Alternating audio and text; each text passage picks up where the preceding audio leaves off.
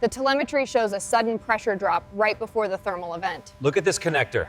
The melting point is inconsistent with the ECU readings.